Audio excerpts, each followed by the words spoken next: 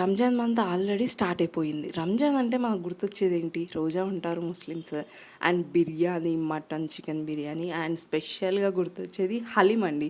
Year మొత్తం హలీం దొరుకుతుంది. But అప్పుడు దొరికే హలీం టేస్టే డిఫరెంట్ అనమాట. పిస్తా హౌస్ ది ఫేమస్ పిస్తా హౌస్‌లో హలీం అనేది ట్రై చేశాము. కాస్ట్ అయితే అసలు రీజనబుల్ కాదు. ఆ కప్ వచ్చేసి రూ. 350. బట్ టేస్ట్ చేసిన తర్వాత వర్త్ రూ. 350 వర్త్ అండి అసలు. చాలా బావుంది టేస్ట్.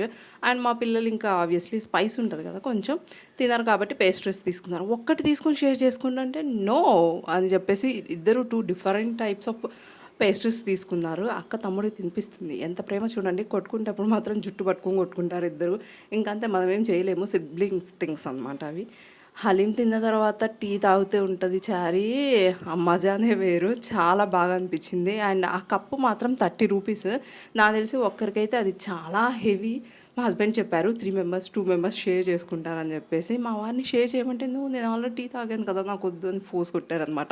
నేనే చూసారా ఒక 4, 5 సిప్స్ ఇసి ఇంకా వదిలిపెట్టి వచ్చేసామనమాట. మీరైతే సబ్స్క్రైబ్ చేయండి.